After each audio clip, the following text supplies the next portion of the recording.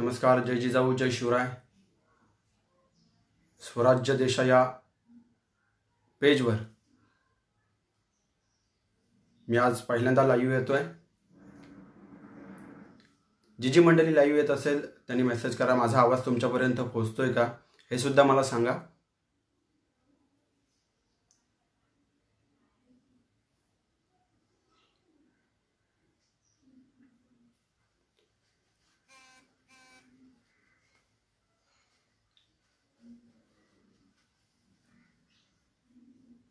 काही मंडळी अजून जोडायची बाकी आहे.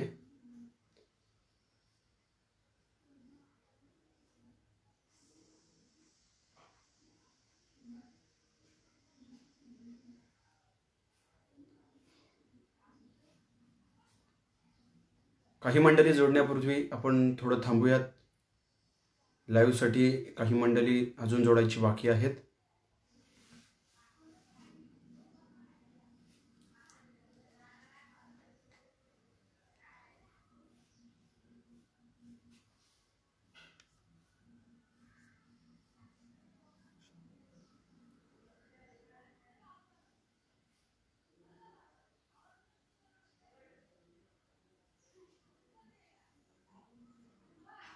जय जिजाऊ जय शिवराय. माझा आवाज जर तुमच्यापर्यंत येत असेल तर खाली मेसेज नक्की करा.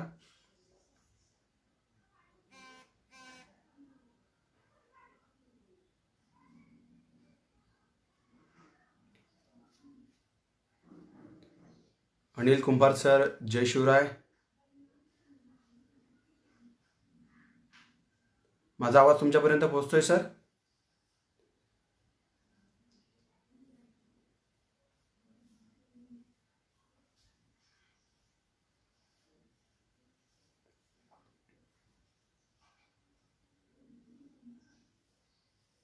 धन्यवाद अनिल सर.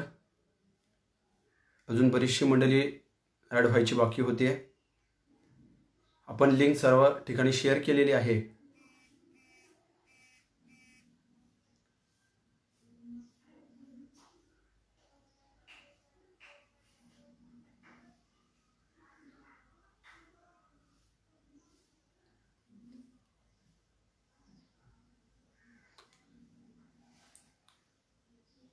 अजूनही मंडळी जोडतीये.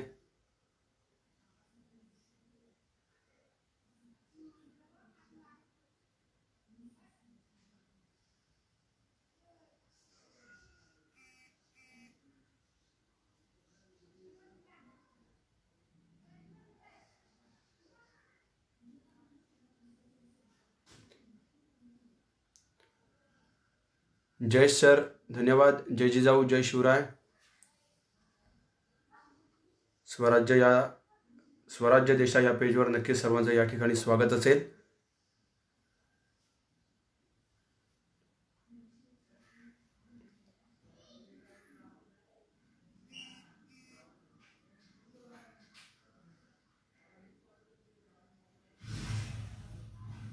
माझा आवाज अद्यापही काही मंडळींपर्यंत पोहोचत नाही. मला मेसेज येत आहेत. पुन्हा प्रयत्न करा. माझा आवाज तुमच्यापर्यंत जर पोहोचत नसेल तर लाईव्हवर मला मेसेज करून नक्की सांगा. थोड्याच वेळामध्ये आपण छत्रपती शिवाजी महाराजांचा धगधगता इतिहास ऐकण्यासाठी नक्कीच आपण आतुर आहात. तो मी तुमच्यासमोर मांडण्याचा नक्कीच प्रयत्न करेन. आज लाईव्हच्या माध्यमातून मी पहिल्यांदा आपणासमोर छत्रपती शिवाजी महाराजांचा इतिहास सांगण्यासाठी या ठिकाणी उपस्थित होतोय.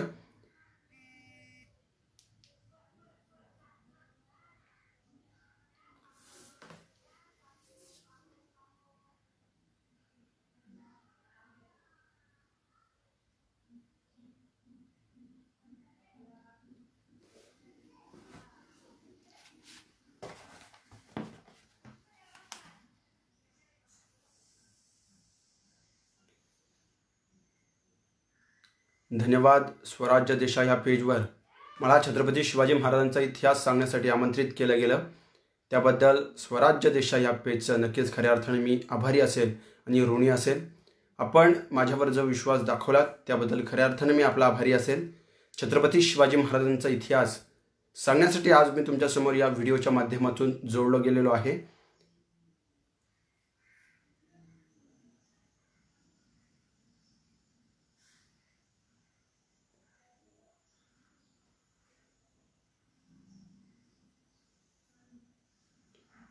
अद्यापही बरीचशी मंडळी आपल्याला या ठिकाणी जोडली जाते. मला वाटतं आता आपण सुरुवात केली पाहिजे. बरीचशी मंडळी या ठिकाणी लाईव्ह आलेली आहे.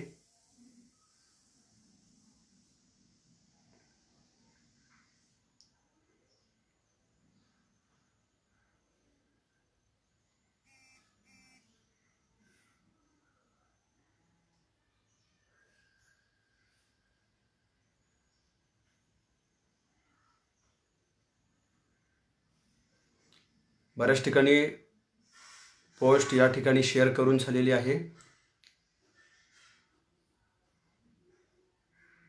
धन्यवाद शेलारताई. जय शिवराय सर्वांना. जय शिवराय. शुभम दादा धन्यवाद. आपण सुद्धा आलात त्याबद्दल आपले सुद्धा आभार असतील. धन्यवाद. जय शिवराय. आपण आता लाईव्हसाठी सुरुवात करतोय. मी छत्रपती शिवाजी महाराजांचा इतिहास तुमच्या समोर मांडण्याचा जो काही प्रयत्न करेल. सर्वप्रथम सर्वांना जय जिजाऊ, जय शिवराय, जय शंभूराजे. मी शिवव्याख्याता अक्षय तिखंडे. संपूर्ण महाराष्ट्रामध्ये छत्रपती शिवाजी महाराजांचा इतिहास पोचवत असताना 1 रुपयाही मानधन न घेता छत्रपती शिवाजी महाराजांचे विचार घराघरात, मनामनात आणि प्रत्येकाच्या हृदयात पोचवण्याचा प्रयत्न करत असतो. मित्रांनो, आज ह्या व्हिडिओसाठी खऱ्या अर्थानं मला आमंत्रित केलं ते या स्वराज्य देशा ह्या पेजनं. आणि या स्वराज्य देशा या पेजचे संचालक असतील सन्माननीय मुरलीधर साहेब, की ज्यांनी या ठिकाणी मला खऱ्या अर्थानं या पेजवर आमंत्रित केलं. मुरलीधर बेडगे सर जे संभाजीनगरवरून आहेत. त्याचप्रमाणे सहसंचालकाचं जे काम करतात ते शिवाजी बेडगे सर, ते सुद्धा संभाजीनगरवरून आहेत. आणि मित्रांनो, ह्या दोनही मंडळींनी मला आज लाईव्ह येण्याची संधी दिली. आणि खऱ्या अर्थानं मी आणखी एका व्यक्तीचे आभार व्यक्त करेल, ते म्हणजे या कर्जतचा बुलंद आवाज, ज्यांच्या शाहिरीतून खऱ्या अर्थानं छत्रपतींचा इतिहास लोकांपर्यंत पोहोचला गेला. मी सुद्धा त्यांच्या शाहिरी कलामंच गौरकामत याचा एक भाग होतो. ते आमच्या सर्वांचे लाडके शिवशाहीर गणेशदादा ताम्हाणे यांनी माझा नंबर सन्माननीय मुरलीधर बेडगे सरांना दिला आणि आमची भेटगाठ झाली. आणि आज लाईव्हच्या माध्यमातून आज तुमच्या समोर येतोय. मित्रांनो, छत्रपती शिवाजी महाराजांचा इतिहास जाणून घेण्यासाठी आपण या ठिकाणी उपस्थित राहिलात त्याबद्दल खऱ्या अर्थानं आपले आभार असतील. तर मित्रांनो, आपण सुरुवात करूया छत्रपती शिवाजी महाराजांचा इतिहास. तत्पूर्वी या ठिकाणी सुरुवात करूया छत्रपती शिवाजी महाराजांच्या राजमुद्रेनं. मी पहिल्यांदा राजमुद्रा का घेतो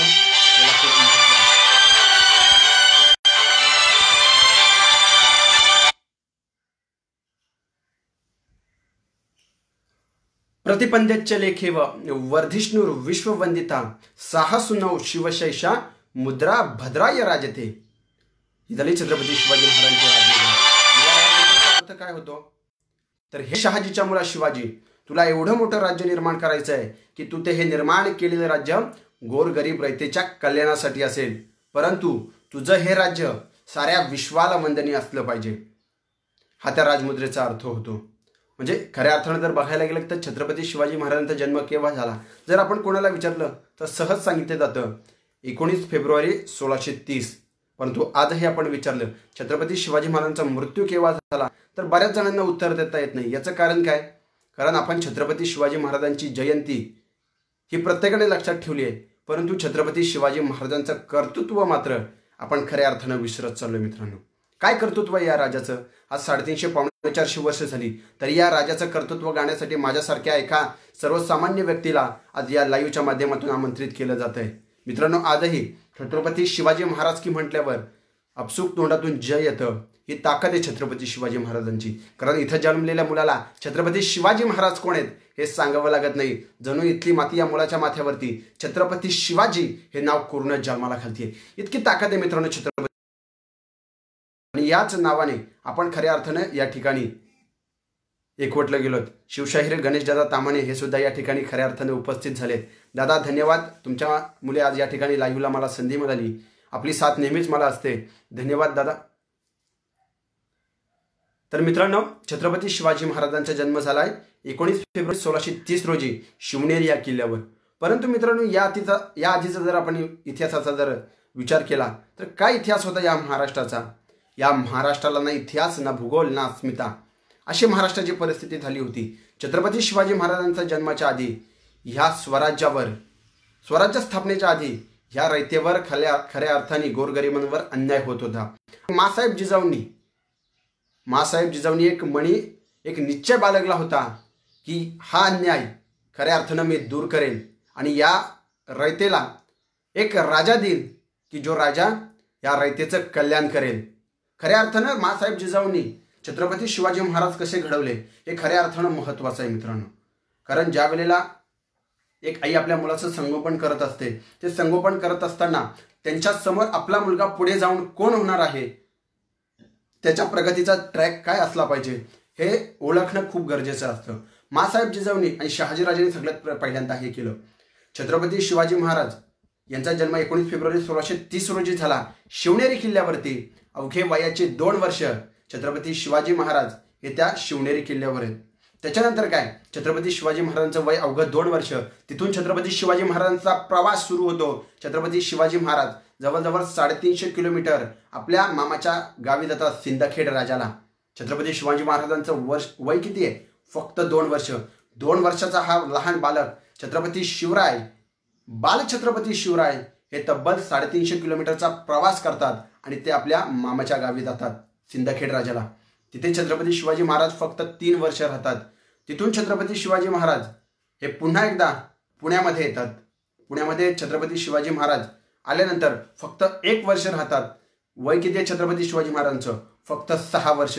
6 वर्षाचे बालछत्रपती पुन्हा एकदा प्रवास करतात, ते सुद्धा 1250 किलोमीटर. त्यावेळेला सर्व राजांची मुले हे बँगलोर इंटरनॅशनल स्कूलमध्ये शिकायला होते. छत्रपती शिवाजी महाराजांचं शिक्षण सुरू झालं ते म्हणजे वयाच्या 6व्या वर्षी आणि संपलं वयाच्या 12व्या वर्षी. छत्रपती शिवाजी महाराजांचं वय किती आहे? फक्त 6 वर्ष. 6 वर्षाचे छत्रपती शिवाजी महाराज तब्बल 1250 किलोमीटरचा प्रवास करतात आणि आपल्या शिक्षणासाठी पुढे जातात. बँगलोर इंटरनॅशनल स्कूलमध्ये छत्रपती शिवाजी महाराज नाना तऱ्हेच्या कलांमध्ये अतिशय निपुण होतात.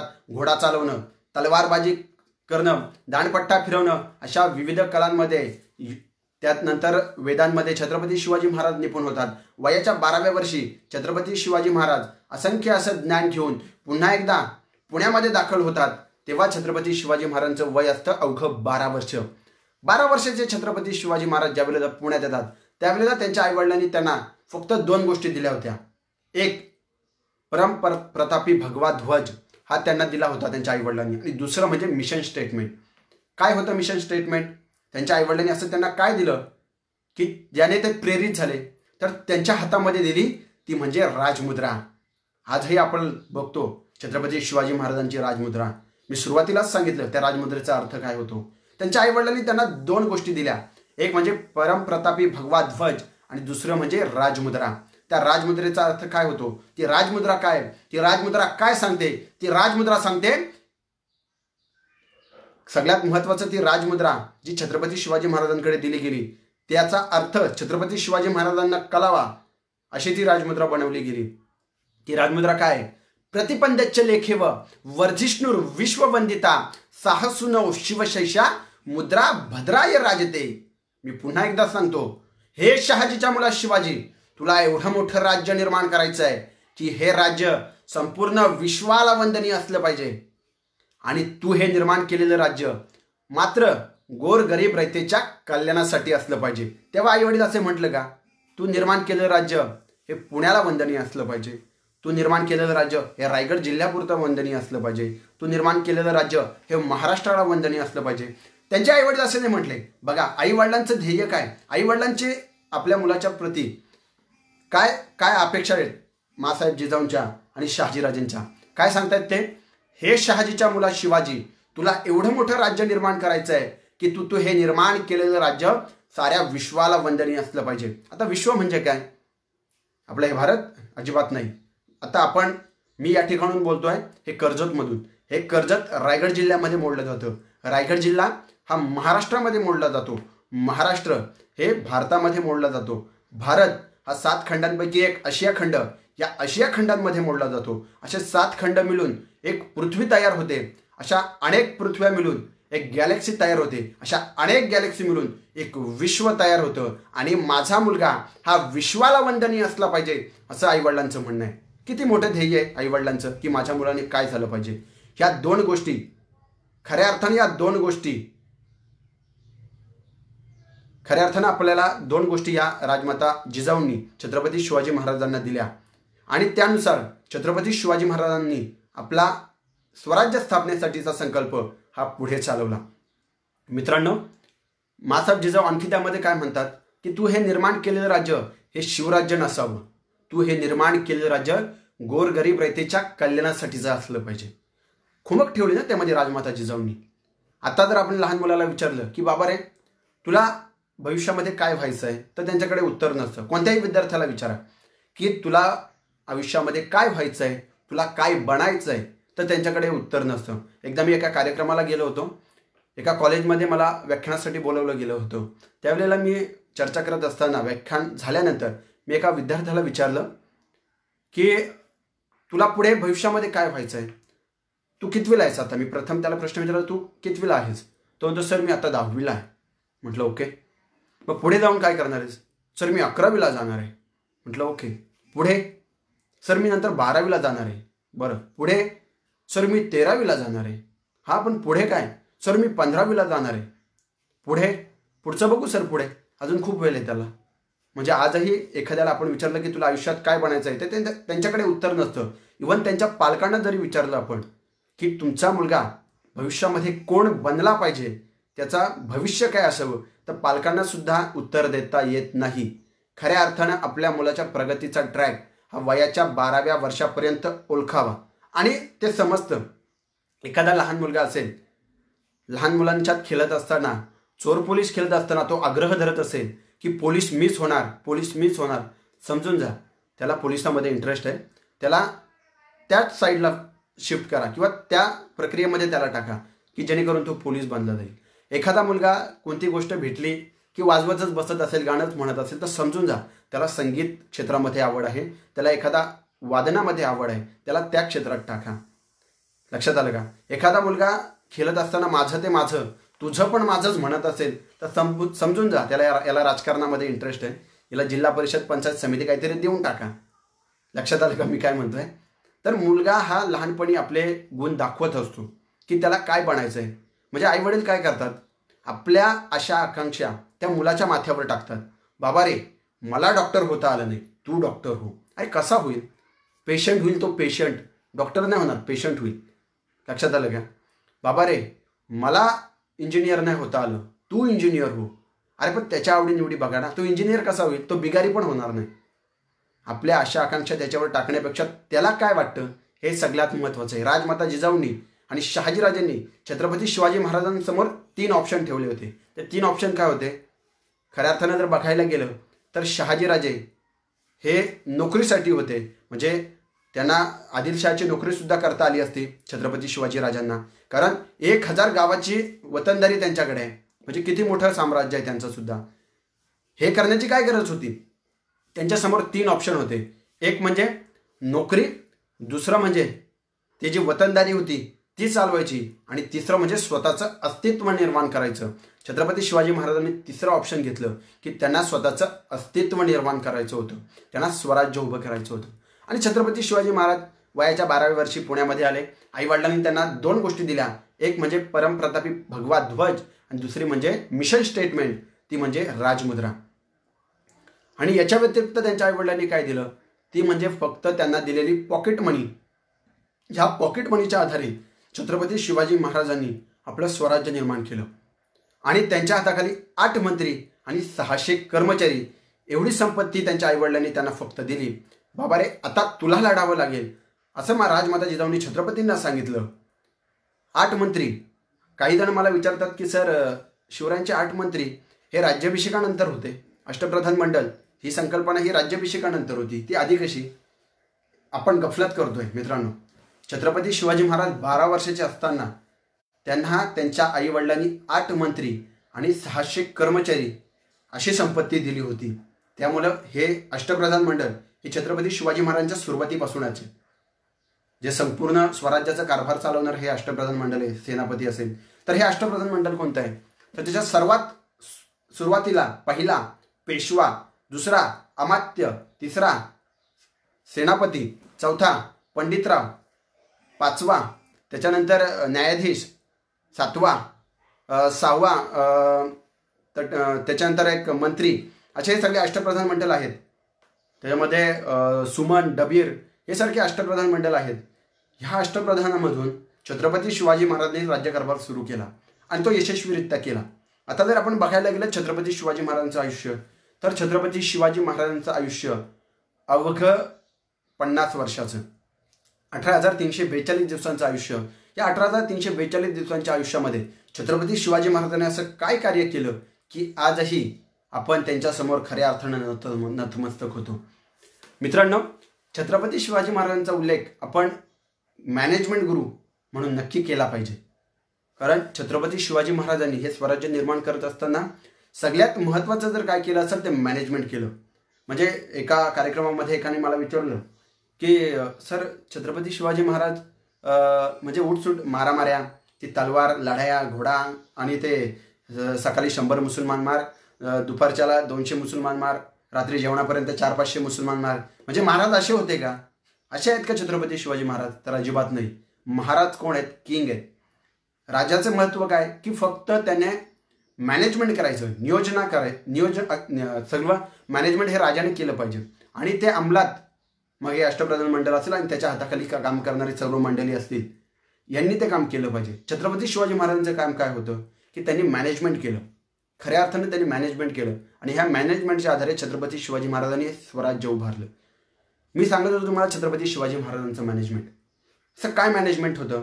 मित्रांनो, आज जर खऱ्या अर्थानं आपण काही दिवसांपूर्वी महाराष्ट्राची परिस्थिती बघितली तर या कोरोनामुळे आज सगळ्यात मोठा लॉकडाऊनसुद्धा झाला. कोरोनाने आज प्रत्येकजण हैराण आणि प्रत्येकजण घरामध्ये बसला आहे आणि खऱ्या अर्थानं प्रत्येकाला पैशाची चणचण मोठ्या प्रमाणात भासली गेली. मित्रांनो, छत्रपती शिवाजी महाराजांना सुद्धा त्यावेळेला पैशांची चणचण भासलीच असणार ना. मग छत्रपती शिवाजी महाराजांमध्ये आणखी एक गुण आहे, तो म्हणजे उद्योजकता. कारण त्यांना नोकरी करणं म्हणजे आदिलशहाची नोकरी करणं हे त्यांना मान्य नव्हतं. माझं स्वतःचं अस्तित्व असावं, एक स्वतःचा काहीतरी उद्योग असावा किंवा एक उद्योजकता असावी, या हेतून छत्रपती शिवाजी महाराजांनी एक वेगळा ट्रॅक निवडला आणि त्यासाठी खऱ्या अर्थानं पैसा लागतो. छत्रपती शिवाजी महाराजांनी काय केलं तर सगळ्यात पहिल्यांदा स्वराज्यामध्ये आपण म्हटलं जातं की पहिला किल्ला कोणता जिंकला गेला असेल तर तो तोरणा किल्ला.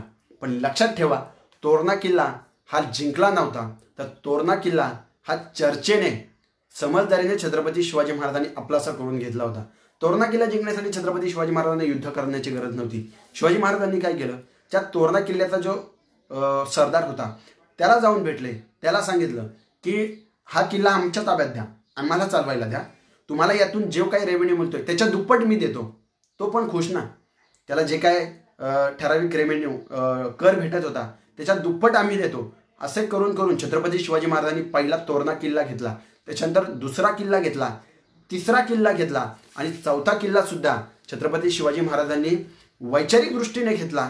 त्यावेळेला मात्र आदिलशहाला आणि विजापूरच्या आदिलशहाला आणि यांना समजून चुकलं की आता मात्र छत्रपती शिवाजी हे काहीतरी करतोय, महाराष्ट्रामध्ये या भागामध्ये काहीतरी होत आहे. आणि मग त्याने छत्रपती शिवाजी महाराजांना रोखण्यासाठी अनेक युक्त्या केल्या आणि छत्रपती शिवाजी महाराज त्याप्रमाणे लढत गेले. शिवरायांनी हे केलं. पहिल्यांदाच स्वराज्य निर्माण करण्यासाठी तलवारी घेतल्या, मारामाऱ्या करत सुटले? अजिबात नाही. शिवरायांनी जे काही केलं ते बुद्धीच्या बलावर आणि तलवारीच्या बलावर. हे सगळ्यात महत्त्वाचं आहे. आणखी एक गोष्ट मी सांगतो की ती म्हणजे छत्रपती शिवाजी महाराजांचा शस्त्राचं मॅनेजमेंट. असं काय मॅनेजमेंट होतं छत्रपती शिवाजी महाराजांकडे शस्त्राचं? आणि त्याच्या आधी खऱ्या अर्थानं आपण बघावं लागेल ते म्हणजे छत्रपती शिवाजी महाराजांनी घोडदळाला दिलेलं खऱ्या अर्थानं प्राधान्य. का घोडदळाला प्राधान्य दिलं असेल तुम्हाला वाटतं? कारण शिवरायांनी काय केलं, स्वराज्य निर्माण करण्याआधी मराठे का हरले, मोघल का जिंकले, परकीय आक्रमक का जिंकले, या गोष्टीचा छत्रपती शिवाजी महाराजांनी विचार केला. आणि तो विचार केल्यानंतर छत्रपती शिवाजी महाराजांना असं समजलं की परकीय आक्रमण हे वाऱ्याच्या वेगाने येतात आणि वाऱ्याच्या वेगानं लूटमार करून, मारामाऱ्या करून निघून जातात. हे शिवाजी महाराजांनी समजलं. आणि शिवाजी महाराजांनी काय केलं की संपूर्ण आपल्या फौजेमध्ये आपले जे संपूर्ण शिवाजी महाराजांची जी फौज होती त्यामध्ये जवळजवळ 60 ते 70% भाग हा घोडदळाचा आहे. घोडाच का वापरला? त्यावेळेला घोड्याचा स्पीड बघा ना, वाऱ्याच्या वेगाने येतो, वाऱ्याच्या वेगाने निघून जातो. छत्रपती शिवाजी महाराजांनी सुद्धा तेच केलं की सगळ्यात पहिल्यांदा घोडदळाला प्राधान्य दिलं. छत्रपती शिवाजी महाराजांच्या स्वराज्यामध्ये, छत्रपती शिवाजी महाराजांच्या सैन्यामध्ये तुम्हाला उंट बघायला मिळणार नाही, तुम्हाला हत्ती बघायला मिळणार नाही. हत्तीचा वापर फक्त शिवरायांनी एकदाच केला, तो म्हणजे राज्याभिषेकाला रायगड किल्ल्यावर छत्रपती शिवाजी महाराज एकदाच फक्त हत्तीवर बसले. त्यानंतर छत्रपती शिवाजी महाराजांनी हत्तीचा वापर पुन्हा कधीच केला नाही. कारण हत्ती हा शांत आणि स्थूल प्राणी आहे, त्यावर बसून युद्ध होत नाही हे छत्रपती शिवाजी महाराजांना माहिती आहे. त्यामुळे छत्रपती शिवाजी महाराजांनी सगळ्यात पहिल्यांदा जर काय केलं असेल तर घोडदळाला प्राधान्य दिलं. पण त्यामध्ये आणखी एक महत्त्वाची गोष्ट होती की अनेक वर्षांचा दुष्काळ होता स्वराज्य उभं करण्यासाठी. अनेक वर्षांचा दुष्काळ, इथे माणसाला खायला काही नाही आहे, घोड्याची पैदास कशी करायची, आणि घोड्याचा मुख्य खाना म्हणजे चणा. इथे माणसाला खायला काही नाही आहे, मग घोड्यांना काय खायला खायचं. त्यावेळी शिवरायांनी काय केलं की याच भागामध्ये एक भीमतडी घोडे आपल्या भागामध्ये असतात जे गवत खातात. शिवरायांनी सगळ्यात पहिल्यांदा ते केलं. ते भीमतडी घोडे शिवरायांनी एकवटले गेले. शिवरायांनी ते भीमतडी घोडे आपल्या सैन्यामध्ये सामील केले. त्या भीमतडी घोड्यांचा जर ताशीवेग जर तुम्ही पाहिला तर तो ताशीवेग कमी असायचा. जर मोगलांच्या घोड्याशी तुम्ही त्या घोड्याचं कंपॅरिझन केलं तर मोगलांचे घोडे ताशी 110-120 किलोमीटर ताशी वेगाने पळायचे, आणि भीमतडी घोडे जर तुम्ही बघितले तर ते घोडे ताशी 50 ते 60 किलोमीटर वेगाने पळायचे. पण या दोघांमध्ये एक डिफरन्स होता, एक फरक होता की भीमतडी घोड्यांचा स्टॅमिना भरपूर होता, ते लगातार पळत राहायचे. तसं जर तुम्ही मोगलांचे घोडे बघितले तर हे मोगलांचे घोडे काही अंशाने का होईना ते दमायचे. त्यांचा स्पीड, त्यांचा वेग जास्त होता. परंतु आपल्या सह्याद्रीच्या रांगांमध्ये जर बघायला गेलं तर पठारी भाग नव्हता. दऱ्याखोऱ्यातून, राणामालातून, दगडविटांतून हे घोडे सहजरित्या निघू शकत होते. परंतु मुघलांचे घोडे हे त्या मार्गाने चालू शकत नव्हते, कारण त्यांचा स्पीड जास्त होता. म्हणजे दरीमध्ये जर त्यांचे घोडे टाकले तर ते घोडे पडायचे, मोडायचे, आणि त्यांचं जवळजवळ 1-1.5 कोटी रुपयांचं नुकसान व्हायचं, कुणाचं, मोगलांचं. पण भीमतडी घोड्यांचं जर तुम्ही बघायला गेलं तर ते ह्याच मातीतले घोडे होते आणि गवत खाऊन ते वाढणारे होते. त्यांचा स्पीड कमी होता पण त्यांचा स्टॅमिना चांगला होता. आणि या खऱ्या अर्थानं या दऱ्याखोऱ्यांमध्ये, या सगळ्या भागांमध्ये ते पळण्यासाठी खूप चांगले होते. म्हणून शिवाजी महाराजांनी काय केलं तर या भीमतडी घोड्यांचा सर्वप्रथम वापर केला की जे घोडे इथलंच खाद्य खाऊन खऱ्या अर्थानं जगतायत, आणि महाराजांनी ते केलं. आणि मग महाराजांनी खऱ्या अर्थानं एक एक मावळा संगती घेतला गेला. मग त्यानंतर तानाजी मालुसरे जोडले गेले.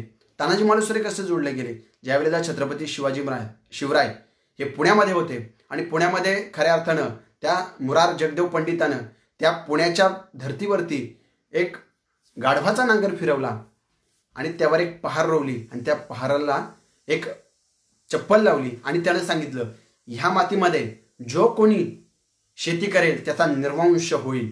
ह्या मुरार जगदेव पंडितानं असं या पुण्यामध्ये केलं.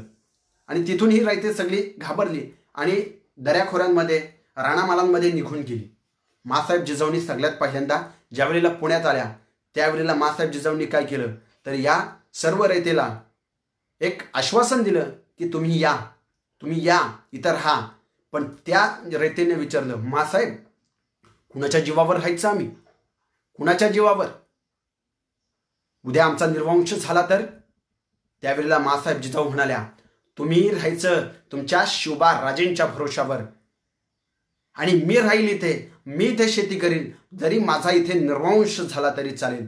हा पहिल्यांदा प्राधान्य, हे पहिले स्टँड हे राजमाता जिजाऊंनी घेतलं की माझा निर्वंश झाला तरी चालेल, मी इथे राहीन, मी इथल्या मातीमध्ये शेती करेल. सगळ्यात महत्त्वाची गोष्ट ती आहे. त्यावेळेला राजमाता जिजाऊ त्यावेळेला घाबरून पुण्याच्या व्यतिरिक्त दुसऱ्या ठिकाणी गेल्या असत्या. कदाचित त्यांना असं वाटलं असतं की माझा शुभा हा एक पुत्र आहे आणि त्याचा कदाचित निर्वंश होईल. ह्या भीतीने जर राजमाता जिजाऊ निघून गेल्या असत्या तर हे स्वराज्य कधी घडलं नसतं. खऱ्या अर्थानं आपल्याला आजही वाटतं की छत्रपती शिवराय घडले पाहिजेत, पण त्याच्या आधीही वाटतं की प्रत्येक घरामध्ये जिजाऊ घडली गेली पाहिजे. स्त्री भ्रूण हत्येचं जे काही प्रकार चाललाय ते खऱ्या अर्थानं आला बसायला पाहिजे, आणि खऱ्या अर्थानं प्रत्येक घरामध्ये ओके आलो वायफाय डिस्कनेक्ट झाला होता. माझा आवाज तुमच्यापर्यंत पोहोचतोय?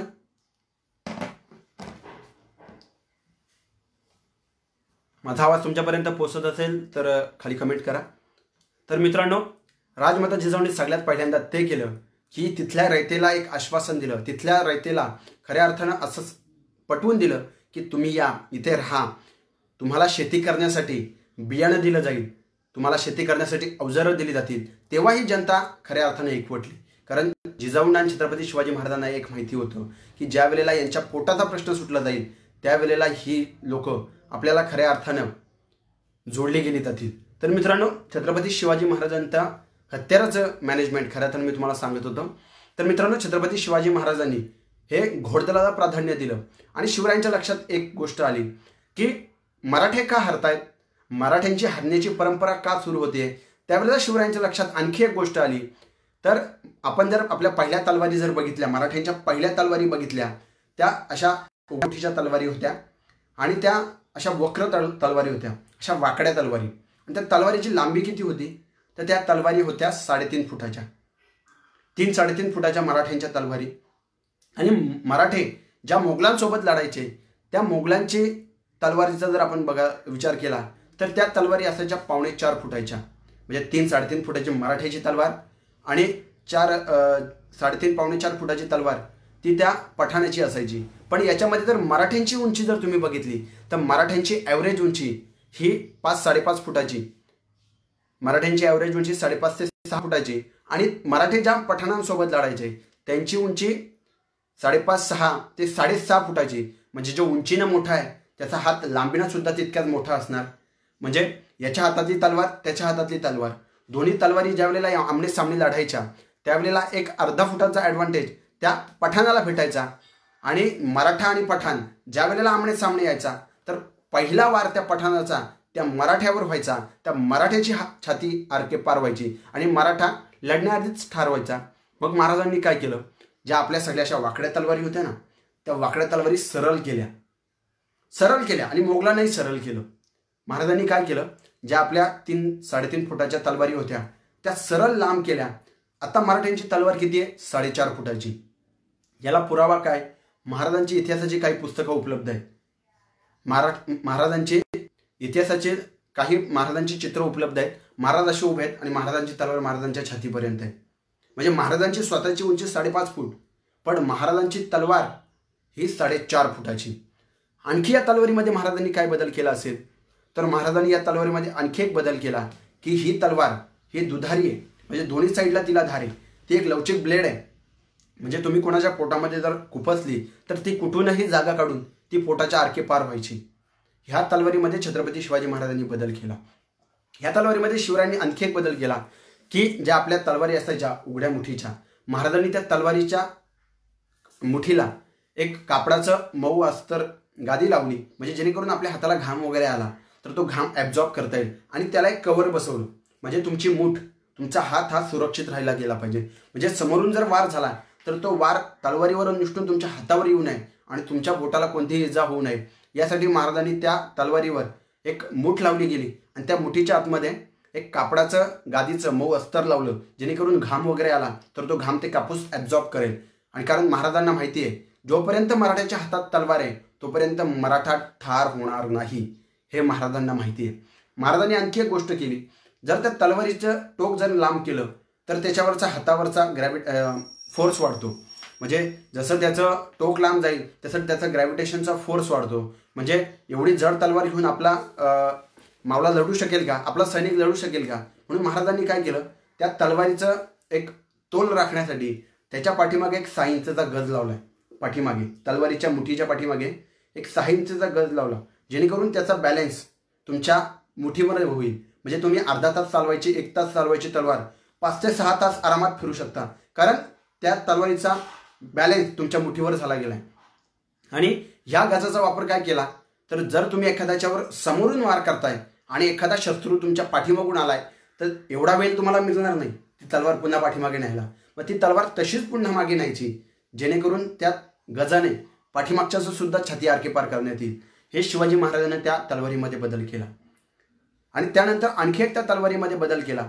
त्या तलवारीच्या पाठीमागे महाराजांनी असं एक व्ही टाईपमध्ये एक असं दात करून ठेवला होता, म्हणजे तो एक कोपरा ठेवला होता, म्हणजे जेणेकरून समोरच्याची तलवार जर निसटली तर त्या याच्यामध्ये अडकवता येईल आणि मग तुमच्या दुसऱ्या हातामध्ये ढाल असेल किंवा तलवार असेल तर त्याने तुम्हाला वार करता येईल. हे महाराजांनी त्या तलवारीमध्ये बदल केलं. असं तलवारीमध्ये बदल केल्यानंतर खऱ्या अर्थानं युद्धाचे जे काही निर्णय होते ते खऱ्या अर्थाने बदलायला लागले. म्हणजे ज्या वेळेला मुघल आमने सामने व्हायचे, मुघल आणि मराठा दोनही आमने सामने व्हायचे, त्यावेळेला मराठीची उंची जरी कमी असेल, मराठीचा हात जरी कमी असेल, पण मराठीची तलवार मोठी आहे, त्यामुळे पहिली छाती आरके पार व्हायची तो खऱ्या अर्थानं त्या पठाणाचा. आणि मित्रांनो, खऱ्या अर्थानं महाराजांनी या शस्त्राचं मॅनेजमेंट केलं. मी छत्रपती शिवाजी महाराजांमध्ये आणखी एक गोष्ट मी एक आवर्जून सांगतो की जगामध्ये छत्रपती शिवाजी महाराज हे हत्याराचं रिसायकल करणारं जगातील एकमेव राजे ते म्हणजे छत्रपती शिवाजी महाराज. आता तुम्ही म्हणाल हत्याराचं रिसायकल कसं काय, हत्याराचं रिसायकल कसं करता येईल, तर छत्रपती शिवाजी महाराजांनी सगळ्यात पहिल्यांदा ज्या वेळेला छत्रपती शिवाजी महाराजांनी हे स्वराज्य उभं करण्यात असतात सगळ्यात महत्त्वाचा वाटा कुणाला दिला असेल तर ते शस्त्रांसाठी. ते शस्त्र काय होते, महाराजांनी छत्रपती शिवाजी राजांनी जे स्वराज्यावर सगळ्यात मोठं संकट आलं होतं ते अफजल खानाचं. छत्रपती शिवाजी महाराजांनी अफजल खान मारला 10 नोव्हेंबर 1659 रोजी. छत्रपती शिवाजी महाराजांनी प्रतापगडावर अफजल खान मारला, परंतु हा अफजल खान मारायला वेळ किती लागला, तर हा अफजल खान मारायला वेळ लागला फक्त 10 सेकंद, 10 ते 20 सेकंद, जास्तीत जास्त 10 मिनिटे. 10 मिनिटामध्ये छत्रपती शिवाजी महाराजांनी अफजल खान मारला. परंतु अफजल खान मारण्यासाठी छत्रपती शिवाजी महाराजांना संपूर्ण मॅनेजमेंट करावं लागलं. तब्बल 1 वर्षाचं मॅनेजमेंट आहे छत्रपती शिवरायांचं की अफजल खान कसा मारावा. कारण छत्रपती शिवरायांना माहिती आहे अफजल खानाला मारायचं हे उघड्या मैदानातलं काम नाही. आणि अफजल खानाला कोणत्या बंद खोलीमध्ये भेटणं सुद्धा शक्यता नव्हती. कारण अफजल खानानं असं अनेक राजांना किंवा अनेकांना असं मिटिंगला बोलून अफजल खानानं मारलंय ही सुद्धा अफजल खानाची दहशत होती. त्यामुळे छत्रपती शिवरायांना कळत नव्हतं की अफजल खानाला कसं मारावं.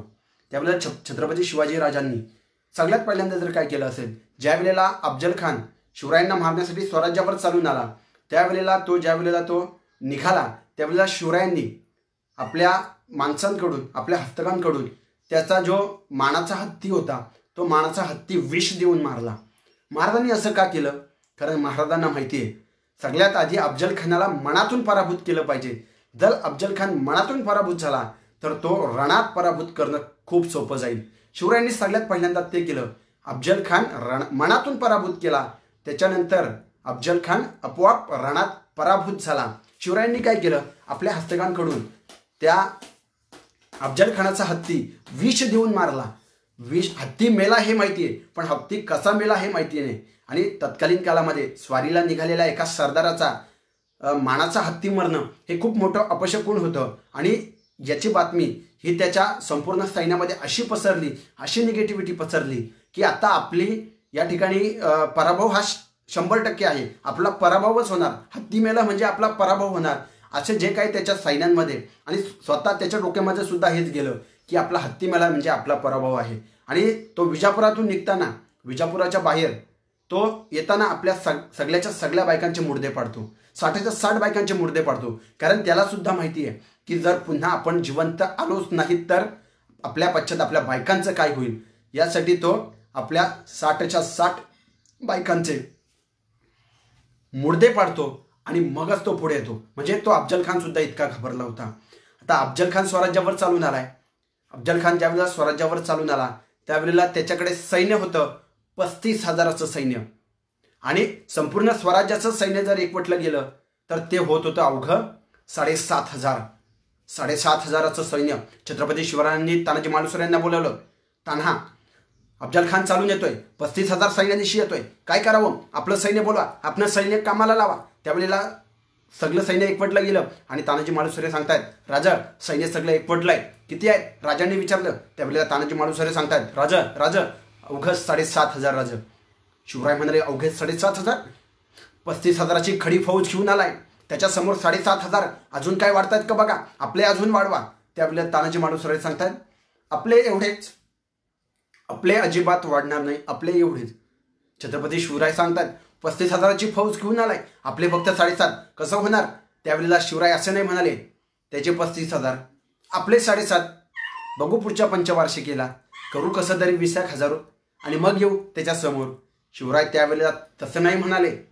शिवरायांनी त्यावेळेला मनात असं नाही आणलं की त्याचे 35,000 आहेत, आपले 7,500 आहेत, आपला पराभव निश्चित आहे. त्यावेळेला शिवरायांनी आत्महत्येचा विचार केला का, त्यावेळेला शिवरायांनी माघार घेण्याचा विचार केला का? नाही. शिवरायांनी काय केलं? शक्तीपेक्षा युक्ती श्रेष्ठ. त्याचे 35,000 आहेत, आपले 7,500 आहेत. आपले वाढवता येत नाही ना, आपले सैन्य आपण वाढू शकत नाही. मग त्याचे कमी करा. आपण आपले वाढू शकत नाही ना, मग त्याचे कमी करा. त्याचे कशी कमी करायचे? ज्यावेळेला जो स्वराज्यावर आला त्यावेळेला 35,000ची खडी फौज घेऊन आला आणि तो रणतोंडीच्या घाटामध्ये आला. रणतोंडीच्या घाटामध्ये आल्यानंतर मराठ्यांनी अशी काय करामत केली? त्या 35,000चे अर्धे सैन्य उठलेच नाही. मराठ्यांनी रात्रीच कापले. आपले वाढवता येत नाही ना, समोरच्याचे कमी करा. आपण सुद्धा आपल्या आयुष्यामध्ये तेच केलं पाहिजे.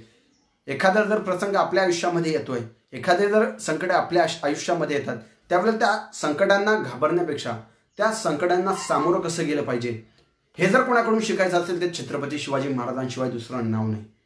छत्रपती शिवाजी महाराजांनी हे शिकवलं.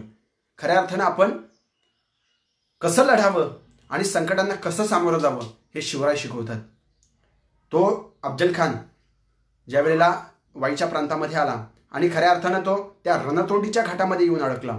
रणतोंडीचा घाट म्हणजे एकदम भयान घाट, अतिशय अरुंद असा रस्ता आणि त्याच्यामध्ये याचे अर्ध सैन्य येऊन थांबलं. आता कसं करावं कळत नव्हतं. कसं बसं 5,000ची फौज घेऊन तो पुढे निघाला. बाकीचं सैन्य त्याने मागे पाठवलं. 5,000ची फौज घेऊन तो खऱ्या अर्थानं त्या प्रतापगडाच्या पायथ्याशी आला. जसा तो प्रतापगडाच्या पायथ्याशी आला त्यावेळेला छत्रपती शिवरायांनी आदेश पाठवला, अवघे 1000 संगतीयांनी. आता मात्र तो खूप वैतागला होता. अरे याला काय अर्थ आहे? 35,000ची फौज घेऊन आलोय, पुढे आणता 5,000 झाले आणि आता सांगतात फक्त 1000 संगतीयांनी. आणि आपल्या सगळ्यांना माहिती आहे ज्यावेळेला शिवराय आणि अफजल खानाची भेट झाली त्यावेळेला किती माणसं होती? फक्त 4. किती घेऊन आला होता? 35,000. 35,000ची 4 केली शिवरायांनी. डगमगले नाही, खऱ्या अर्थानं त्याचा सामोरा केला. 35,000ची फौज घेऊन आला होता, महाराजांनी त्याचे फक्त 4 केले. हे सगळ्यात महत्वाचं आहे.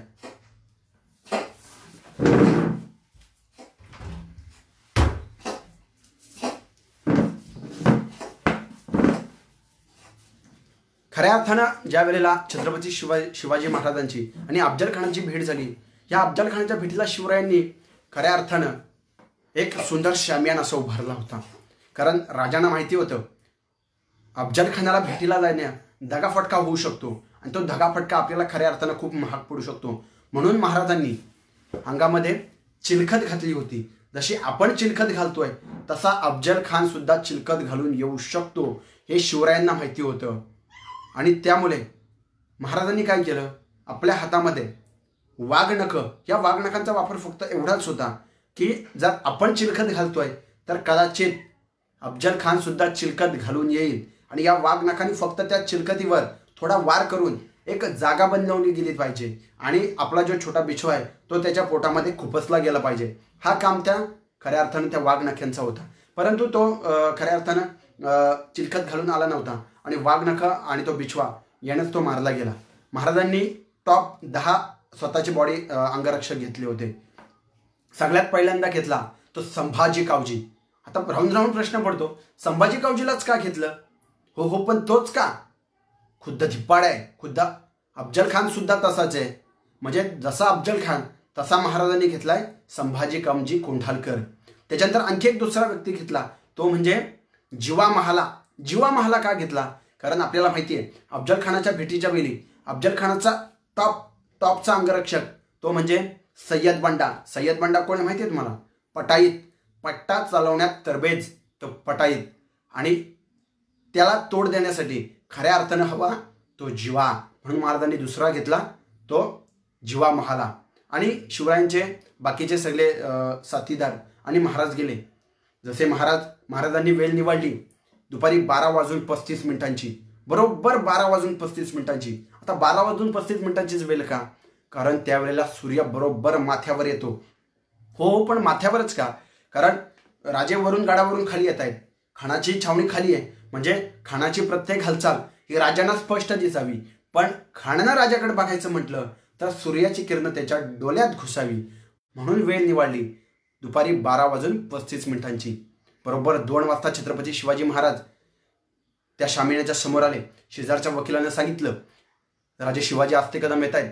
तसा खान उभा राहिला, 2 पावलं पुढे झाला, बाहू फैलावले, आओ शिवाजी राजे असं म्हणत राजांना आलिंगन दिलं. खानानं राजाला आलिंगन दिलं आणि गलाभेट झाली. गलाभेट होत असताना खानानं राजांना एक दबाव वाढला आणि राजांना त्या क्षणी दग्याची जाणीव झाली आणि खानाची कट्यार हे राजांच्या मस्तकावरून अंगरखा निष्ठत हे पाठीवरून निघून गेली. महाराजांना त्या क्षणी दग्याची जाणीव झाली. महाराजांच्या हातामध्ये वाघनख होती. महाराजांच्या वाघनखांनी त्या अफजलखानावर वार केला. तो छोटा 4 इंचाचा जो बिछवा होता तो पोटामध्ये खुपसला. सुदैवाने त्यानं कोणतीही चिलखत न घातल्या कारणाने त्या 2 शस्त्रांनी तो मारला गेला. एवढ्यावरच न होता त्या सय्यद बंडाचा पट्टा फिरला आणि राजांचे मस्तक उडणार तो जीवामहालाच्या पट्ट्यानं दांडपट्ट्यानं त्या सय्यद बंड्याचा हात वरच्या वर उडवला आणि कृष्णाजी भास्कर धावून आला. शिवरायां हेलकांडले. शिवराय खऱ्या अर्थानं घाबरले. तो कृष्णाजी भास्करांचा वार हा राजांच्या कपालावर गेला आणि शिवरायांनी कृष्णाजी भास्कर मारला गेला आणि हा प्रतापगडाचा रणसंग्राम झाला. हे सगळ्यात महत्त्वाचं आहे. इतका मोठा प्रसंग आहे. छत्रपती शिवरायांनी अफजल खान मारला गेला. मग आता आपल्याला प्रश्न पडतो, 10 नोव्हेंबर 1659 रोजी छत्रपती शिवाजी महाराजांनी अफजल खान मारला. मग रात्री छत्रपती शिवाजी महाराज कुठे आहेत? बाजूला महाबलेश्वर थंड हवेचे ठिकाणे तिथं नाही.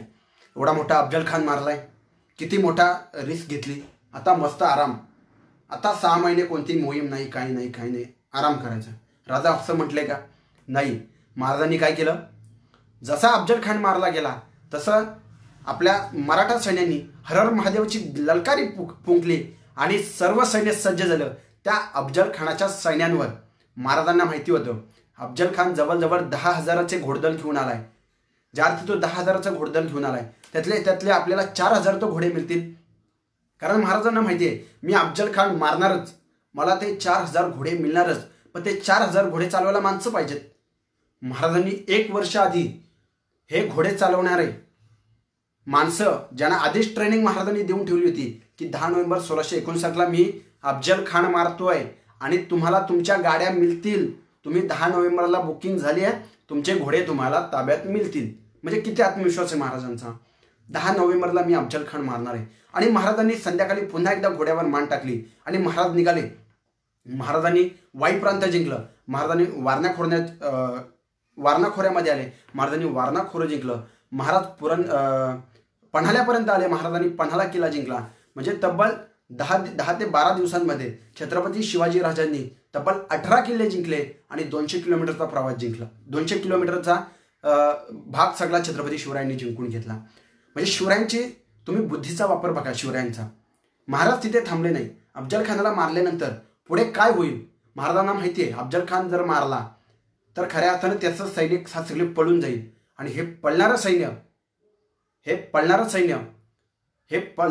सैन्यांकडून आपल्याला जी काही सगळं रक्कम मिळेल किंवा जी काही लूट मिळेल ती खऱ्या अर्थानं महत्त्वाची असेल. महाराजांना अफजल खान मारला. कारण एवढा मोठा 6.5 फुटाचा अफजल खान मारायला शिवाजी महाराजांना 4.5 फुटाची तलवार नाही लागली, फक्त 4 इंचाचा बिछवा लागला आणि वाघनख लागली. हा झाला महाराजांचा बुद्धीचा वापर. महाराजांनी असा अफजल खान मारला. आता महाराजांनी काही दिवसांमध्ये पन्हाळा किल्ल्यापर्यंत पोहोचले आणि महाराजांनी पन्हाळा जिंकला. पन्हाळ्यावर भगवा ध्वज फडकला आणि महाराज त्या पन्हाळा किल्ल्यावरती अडकून पडले. कारण त्यावेळेला सिद्धी जोहरनं त्या किल्ल्यावरती वेढा घातला आणि महाराज त्या किल्ल्यावर अडकून पडले.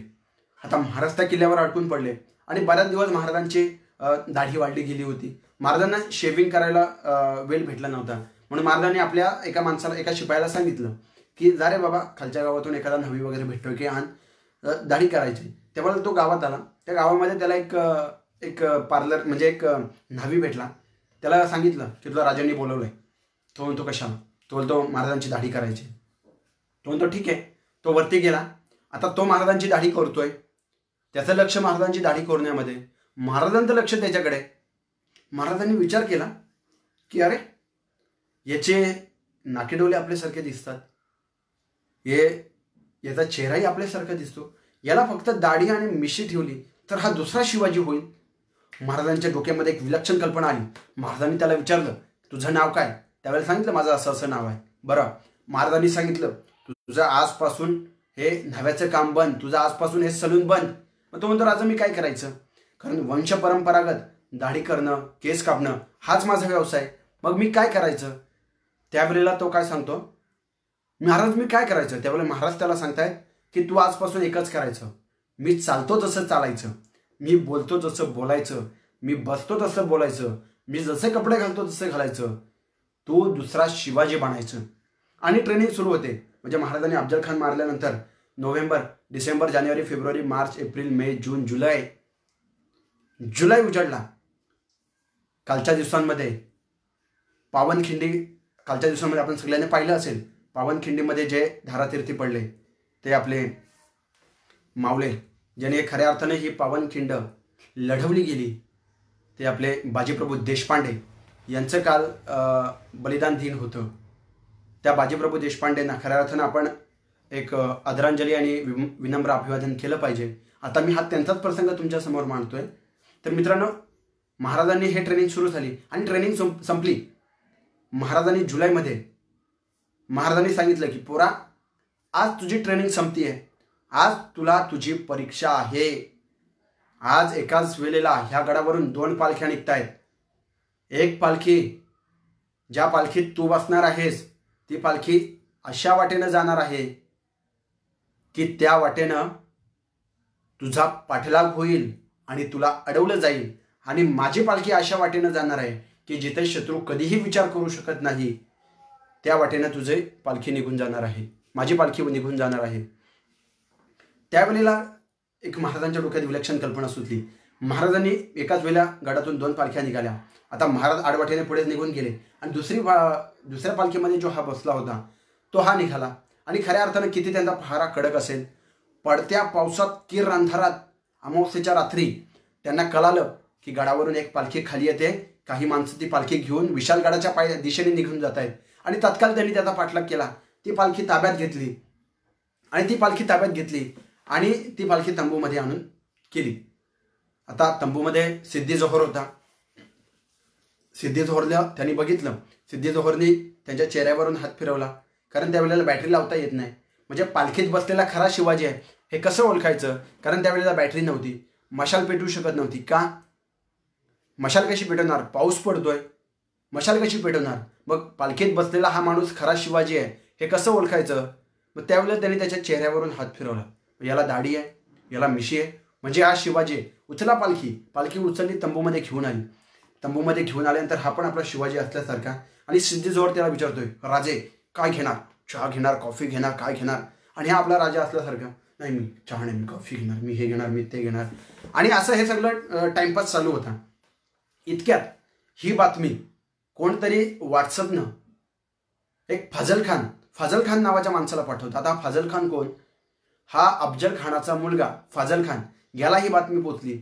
आणि तो घोड्यावरून उतरतो आणि त्या सिद्धी जोहरला म्हणतो, बेवकूफ है तू, बेवकूफ, मुझे बेवकूफ बोल रहा है, जिसको तेरे बाप ने मारा उसको मैंने जिंदा पकड़ा, तो मेरे को बेवकूफ बोल रहा है. तो बोलतो हे कोणी पकडलं, हे सोंगाडे कोणी पकडलं. तो बोलतो हमारे दामाद साहब ने पकड केला आहे. आता ज्याने ते पकडलं तो सिद्धी जोहरचा जावई सिद्धी मसूद, त्यांनी त्याला पकडलं. तो बोलतो हमारे दामाद साहब ने पकड केला आहे. तो बोलतो हे कुठे भेटलं तुला हे.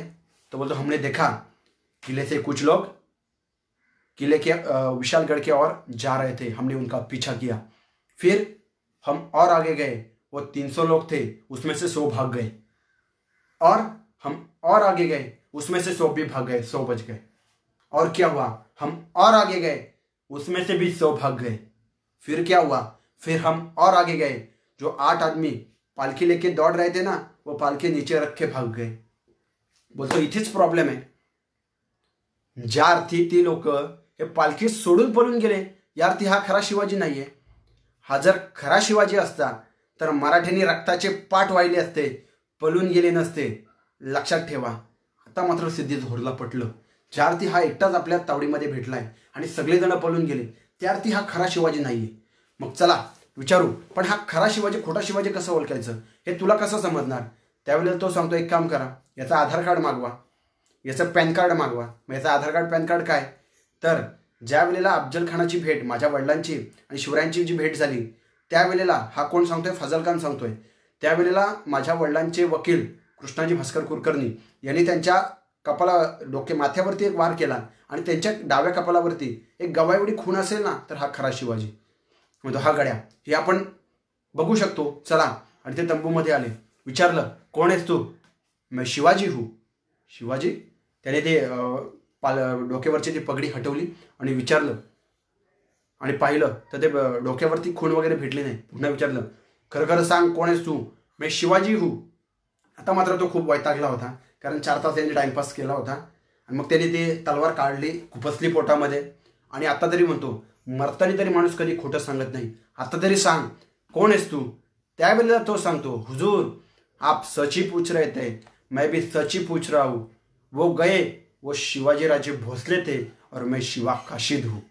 त्यावेळेला तो सिद्धीचोर असतो ना, तो स्वतःच्या कानफडीत 4-5 मारून घेतो. तो बोलतो, बेवकूफ, हे तूने मुझे 4 घंटे पहिले क्यों नहीं बताया? तो बोलतो, माझ्या राजाने मला एवढंच सांगितलं होतं की जा याचा टाइमपास 1, टाइमपास 2, टाइमपास 3 और टाइमपास 4 करके आओ. माझ्या राजाने मला एवढंच काम दिलं होतं, जा आणि याचा टाइमपास कर. मी जगायला कुठे आलेलो? मी मरायलाच आलेलो. मी जगायला आलो नव्हतो. माझ्या राजाने जी मला कामगिरी दिली होती ती कामगिरी करण्यासाठी मी इथे आलो होतो. आणि मरतानी का होईना तो शिवा काशीद जो एक नाभिक समाजाचा होता, तो मरतानी सुद्धा छत्रपती शिवाजी महाराज म्हणून मेला. हे अहोभाग्य छत्रपतींनी त्याच्या पदरी घातलं. कारण महाराज काय सांगतात की मला जात ही कल्पना मान्य नाही, मला गुणवत्ता ही कल्पना मान्य आहे. म्हणून महाराजांनी एका खालच्या जातीच्या माणसाला छत्रपती म्हणून मारण्याचं खऱ्या अर्थानं त्याच्या पदरी ते सौभाग्य घातलं. हे छत्रपती शिवाजी महाराजांनी केलं. खऱ्या अर्थानं आपण बघायला गेलं तर आता आपण लाईव्हच्या माध्यमातून 1 तासाच्या आसपास बोलतोय. अनेकांचे या ठिकाणी कमेंटसुद्धा येतात. रुचिताताई कडू, जय शिवराय, जय जिजाऊ, स्वराज्य देशा, धन्यवाद. अनेक जण या ठिकाणी जोडली गेली. रुपेश शेलके, धन्यवाद. त्यानंतर भाऊसाहेब गाडे सर, यालाच गनिमी कावा म्हणतात. नक्कीच सर, यालाच गनिमी कावा म्हणतात, धन्यवाद. त्याच्यानंतर खूप जणांच्या कमेंट आलेल्या आहेत. जयेश खडे सर सांगतायत, खूप सुंदर दादा, धन्यवाद जयेश खडे सर. अनेक जणांच्या सुद्धा कमेंट आलेल्या आहेत. यश बेडगे सर सांगतायत, खूप छान माहिती देत आहेत, धन्यवाद. नक्कीच आपला 1 तासाचा अवधी होता, पण थोडा वाढला तरी हरकत नाही. अनेक जण अद्यापही लाईव्हला कंटिन्यू आहेत, त्या सगळ्यांचे आभार असतील. आपण अजूनही मला ऐकताय, मला झेलताय, माझे विचार तुमच्यापर्यंत खऱ्या अर्थानं पोहोचतायत, धन्यवाद. शस्त्राचं मॅनेजमेंट, नक्की सर मी शस्त्राचं मॅनेजमेंटसुद्धा नक्कीच सांगितलं. सागर शेलके सरसुद्धा जोडले गेले, धन्यवाद सागर शेलके सर. त्याच्यानंतर बरेच जण जोडले गेली आहेत, त्या सगळ्यांचं खऱ्या अर्थानं आपण आभार करतोय. सचिन सरसुद्धा जोडले गेले. त्याच्यानंतर नितीन भाबत सरसुद्धा जोडले गेले, जय शिवराय सर. त्याच्यानंतर तानाजी तिखंडे सर, जय शिवराय, धन्यवाद. काजलताईसुद्धा जोडल्या गेल्या, धन्यवाद मॅम. अनेक जण या ठिकाणी लाईव्हला जोडली गेली. आपण अद्यापही आणखी एक प्रसंग तुमच्यासमोर मांडणार आहे, तो म्हणजे पावनखिंडीचा. खऱ्या अर्थानं कालच्या दिवसांमध्ये म्हणजे मी जे तुम्हाला सांगतोय, हे सगळं जे सांगतोय आत्ता तुम्हाला मी, जे शिवाकाशीत वगैरे जे वीरमरण आलं, याच्या दुसऱ्या दिवशी काय झालं, म्हणजे कालच्या दिवसामध्ये याच्या दुसऱ्या दिवशी काय झालं, तर 4 तासांचा लीड आता मराठ्यांचा आहे. मराठी 4 तासांचा लीड आहे. महाराज पुढे आले, लक्षात घ्या, महाराज पुढे आले आणि 4 तासांचा लीड आहे. पावनखिंडीमध्ये त्या घोडखिंडीमध्ये मराठ्यांचं 4 तासाचं लीड असल्यानंतर एक 600 सैनिक होते. आणि महाराजांनी काय केलं, महाराजांचा हट्ट होता का मी सुद्धा इथेच लढणार. परंतु बाजीप्रभू देशपांडे आणि इतर मंडळींनी सांगितले की महाराज तुम्ही विशाळगड जवळ करा, तुम्ही विशाळगडावर जा आणि ही खिंड मी लढवतो. 4 तासांचा अवधी होतं. त्यावेळेला त्यांनी एकच केलं, 4 तासाच्या लीडमध्ये महाराज येईपर्यंत त्यांनी नाश्ता वगैरे करून घेतला आणि त्याच्यानंतर एक दगड फक्त गोळा केले. हे दगड का, तर मराठ्यांची शस्त्र, शिवरायांनी मराठ्यांसाठी 2 इनोव्हेटिव्ह हत्यारं तयार केली होती. ती इनोव्हेटिव्ह हत्यारं कोणती, आता 4 तासांचा लीड मराठ्यांचं होतं. सिद्धी जोहर झपाट्यानं पुढे येत होता आणि जसं सिद्धी जोहर त्या घोडखिंडीपाशी येऊन पोचला तेच मराठी सज्ज झाले. सगळ्यात पहिलं मराठ्यांचं जर शस्त्र काय असेल तर ते म्हणजे गोफणगुंडा. आता गोफणगुंडा समजतो तुम्हाला, गोफणगुंडा आपली ती गुरं चारायची जी रशी असते त्याचे 3 फदर असतात. त्यातला एक फदर उघडायचं, त्याच्यात ती दगड टाकायची, ते गोल गोल फिरवायचं. म्हणजे तुम्ही फिरवताय म्हणजे कॅटेटिक गतिज ऊर्जा आणि तुम्ही ती फेकताय स्ट्रॅटेजिक एनर्जी म्हणजे तुम्ही हाताची एनर्जी आणि ते फेकल्यानंतर म्हणजे तुम्ही असं एका टेकडीवर उभे आहात आणि तुमच्या हातामध्ये ती गोफण आहे म्हणजे आणि तिची रेंज किती आहे 300 मीटर म्हणजे जवळजवळ 300 मीटरची रेंज माफ करा 1 किलोमीटरची रेंज म्हणजे लहानपणापासून शिवराय आपल्या लहान मावळ्यांना हे सगळं ट्रेनिंग देत होते लहानपणापासूनच. आणि दगड सोबत न्यायची गरज होती का? जागोजागी मिळतात की दगड सोबत न्यायची गरज आहे. महाराजांचं डोकं बघा, फक्त गोफण कमरेला घेऊन फिरायचं, दगड जागोजागी मिळतात. फक्त आला शत्रू की दगड टाकायची, फिरवायची, विषय खपला. म्हणून महाराष्ट्रामध्ये कुठेही लोचा झाला ना तर पेपरला पहिली बातमी असते, दगड फेक झाली, निसर्गाने दिली. लक्षात आलं का? निसर्गाने दिली आम्हाला दगडफेक. महाराजांचं सगळ्यात त्या घोडखिंडीमध्ये सगळ्यात पहिलं हत्यार कोणतं असेल ते गोफणगुंडा. कारण ज्या वेळेला सिद्धी जोहरचं सैन्य पुढे येत होतं आणि मराठा सैन्य गोफणगुंडा फिरवत होतं आणि आता वर बघावं तर एखादा दगड येतोय, खाली बघावं तर घसरून पडतोय, वरती पाऊसही पडतोय, वर बघावं तर एखादा दगड येतोय, ठपक्यान बसतोय, विषय संपला. म्हणजे ते दबकत चालत होते. म्हणजे वर बघावं तरी मृत्यू, खाली बसावं तरी मृत्यू, अशा परिस्थितीत ते चालत होते. पहिल्या रेंजचं हत्यार गोफणगुंडा. आता दुसऱ्या रेंजचं हत्यार आहे ते म्हणजे तीरकामठा. तीरकामठा समजतं तुम्हाला? धनुष्यबाण हे महाराजांचं दुसऱ्या रेंजचं हत्यार आहे. आता तुम्ही विचार करा ना, धनुष्यबाण बनवायला कुठं काय इम्पोर्ट करावं लागतो का धनुष्यबाण? अजिबात नाही. आजूबाजूला कलकाची खूप झाडं बेटं भेटतात, बांबूचे भरपूर झाडं भेटतात, त्यापासूनच तीर आणि त्याच्यापासूनच कामठा. म्हणजे महाराजांनी शस्त्र बनवण्यासाठी कुठून काय मागवावं लागलं का महाराजांना? महाराजांनी इथल्या परिस्थितीनुसार महाराजांनी शस्त्र निर्माण केली. आता याची रेंज किती आहे? 300 मीटर. म्हणजे आणि मराठ्यांचं हे तीर धनुष्य चालवण्याचं वेळ किती असेल? 3 सेकंदाला एक बाण, 1 2 3 रीज. म्हणजे स्पीड काय असेल? 3 सेकंदाला एक बाण. आणि त्यावेळेला पाऊस पडला, वरचा पाऊस कमी पडला आणि बाणांचा पाऊस जास्त पडला, म्हणून सिद्धी जोहरच्या सैन्याला पुढे सरकता आलं नाही ना. ही सगळ्यात महत्त्वाची गोष्ट आहे. हे मराठ्यांचं दुसऱ्या रेंजचं हत्यार.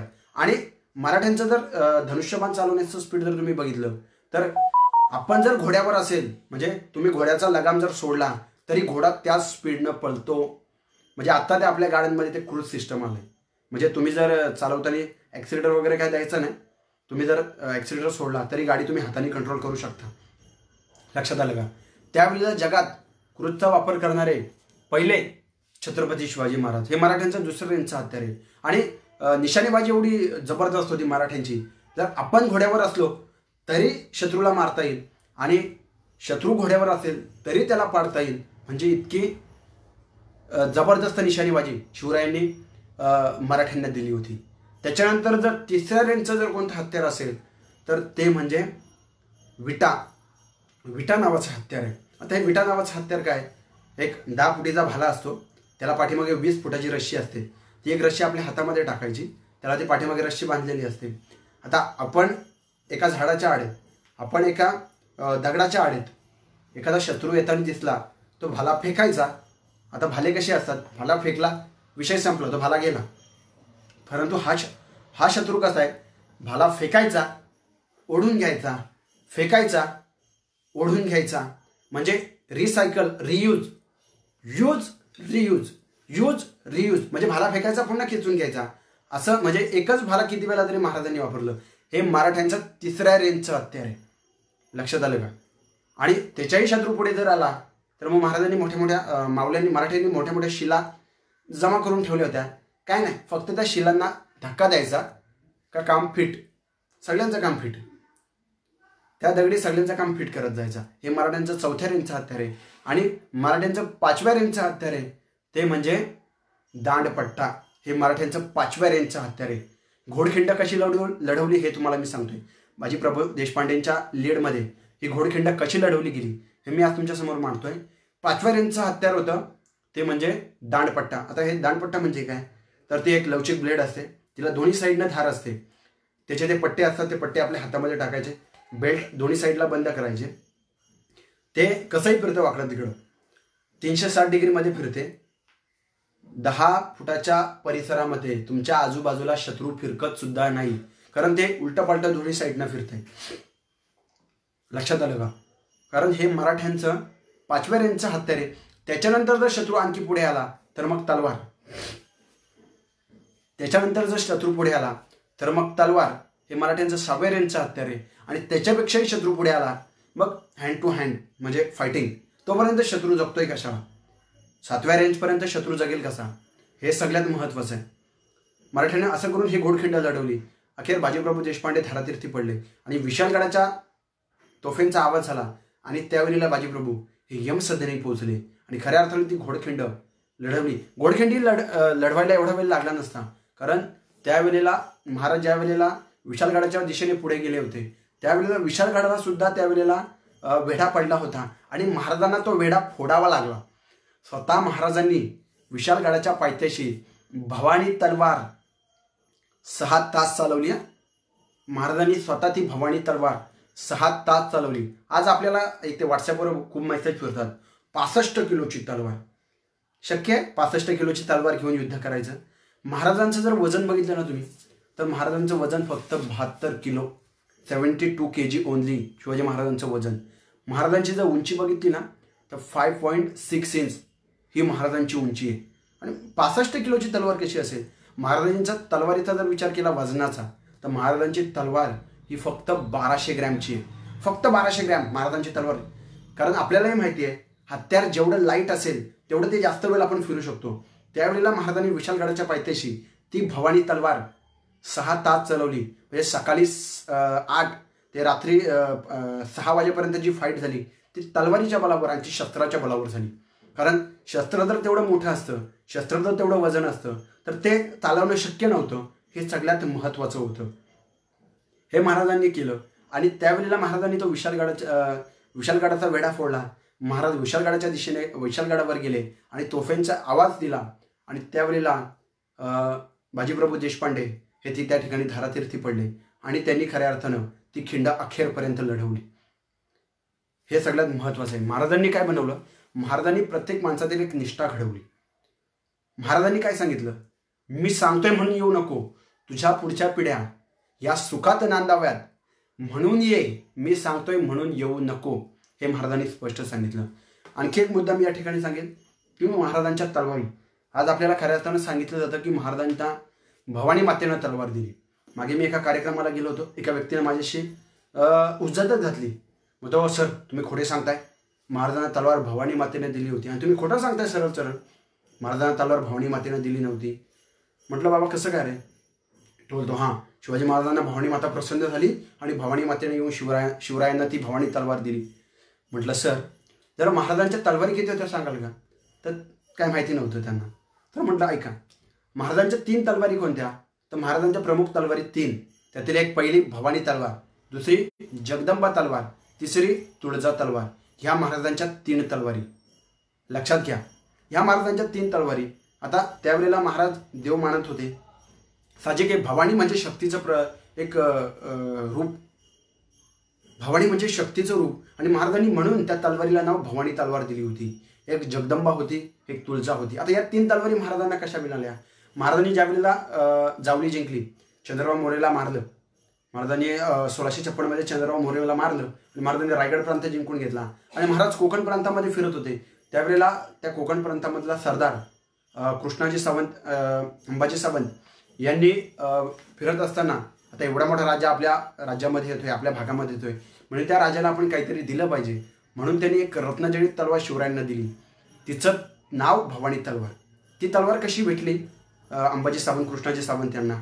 तर ज्या वेळेला एक जहाज समुद्रामध्ये ओटीला लागलं होतं त्यावेळेला ह्या मंडळींनी त्याच्यावर, पोर्तुगीजांचं जहाज त्याच्यावर आक्रमण केला आणि त्या आक्रमणामध्ये त्यांना ही एक तलवार मिळाली आणि ही तलवार इतकी विलक्षण तलवार होती, ती शिवरायांना प्रचंड आवडली. शिवरायांनी त्या तलवार फुकट नाही घेतली. 300 होन त्या शिवरायांनी त्या तलवारीचे मोजले. होन म्हणजे सोन्याचे असतात. लक्षात आलं का? होन सोन्याचे म्हणजे जवळजवळ आत्ताच्या बाजारभावाप्रमाणे त्या तलवारीची जर किंमत बघितली गेली तर 7.5 कोटी रुपयांची ती तलवार होती शिवरायांची. 7.5 कोटी रुपयांची तलवार. महाराजांचं जर सिंहासनाचं जर आपण बघितलं तर 10,000 कोटी रुपयांचं महाराजांचं सिंहासन आहे. राजाने असं चिल्लरगिरी कधीच नाही केली महाराजांनी.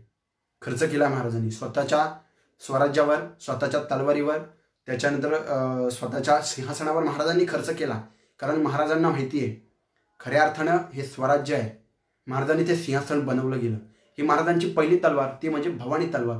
महाराजांची दुसरी तलवार कशी, तर आता ह्या एवढ्या तलवारी मला भेटली ही तलवार, अशीच प्रत्येक तलवार जर माझ्या प्रत्येक मावल्यांकडे असेल तर आपण त्या अर्थी हे युद्धाचे नियम बदली करू शकतो, युद्धाचे नियम आपण पलटवू शकतो.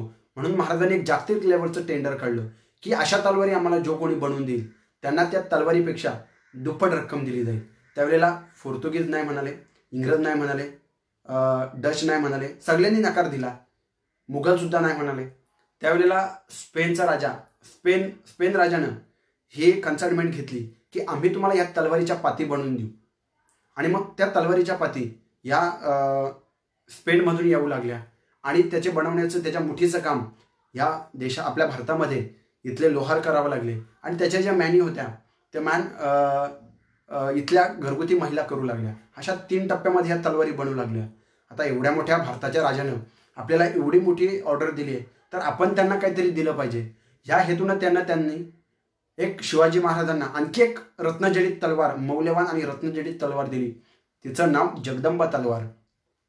आणि शिवाजी महाराजांना तिसरी तलवार जी तुळजा तलवार ती कुठे भेटली, ज्यावेळेला छत्रपती शिवाजी महाराजांचे वडील शहाजीराजे छत्रपती शिवाजी महाराजांना भेटायला आले. आता जर आपल्याकडे वाढदिवस वगैरे असेल तर वडील मोबाईल देतात, गाडी देतात, काहीतरी लॅपटॉप वगैरे गिफ्ट देतात.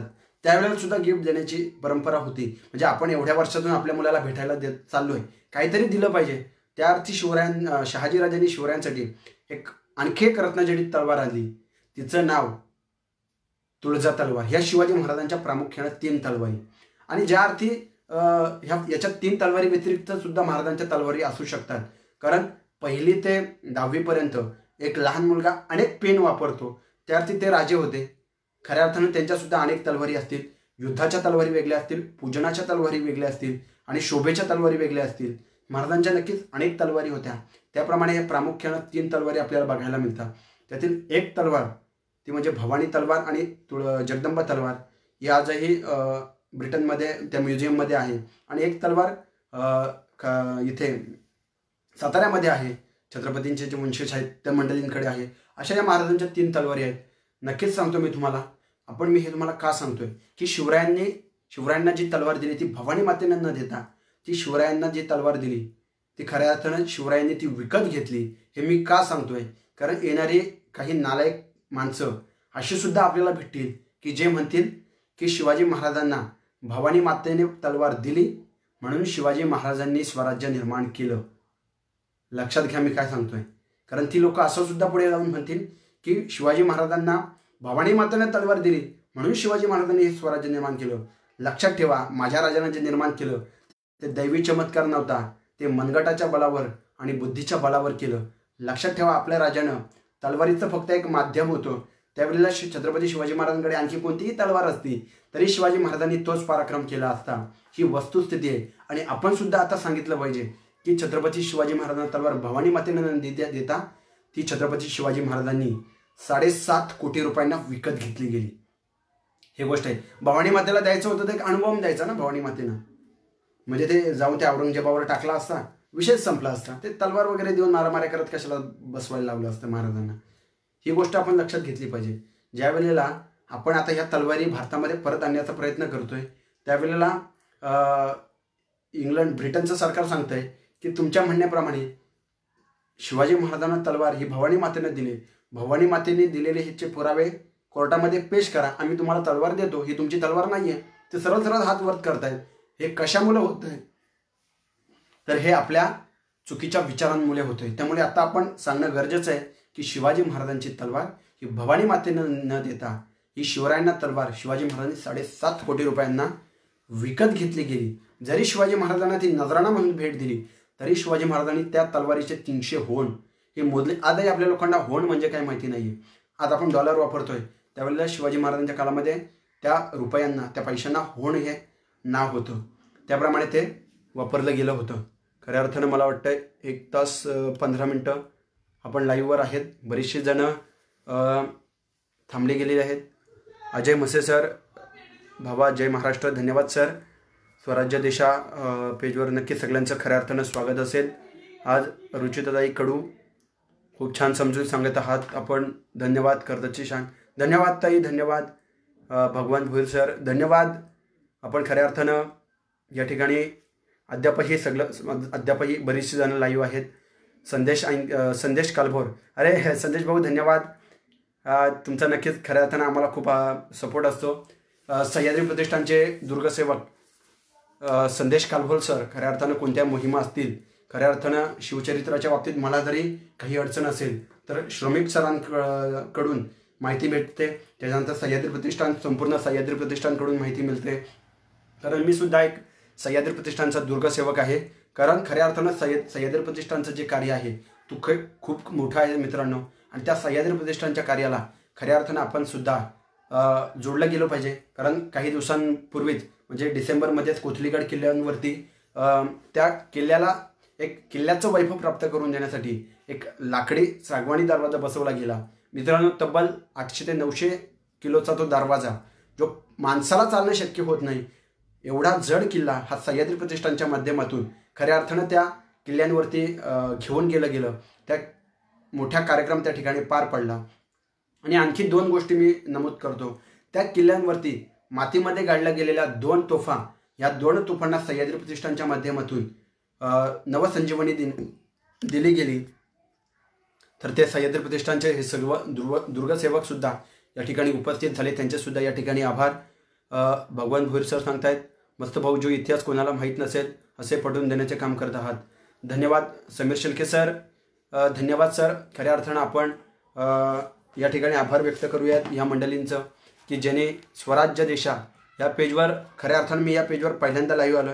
या पेजवरच नव्हे तर मी हे लाईव्ह व्याख्यान, कारण कोरोनाच्या आधी जर तुम्ही बघितलं गेलं तर तब्बल माझे 17 ते 18 व्याख्यानं रद्द झाली.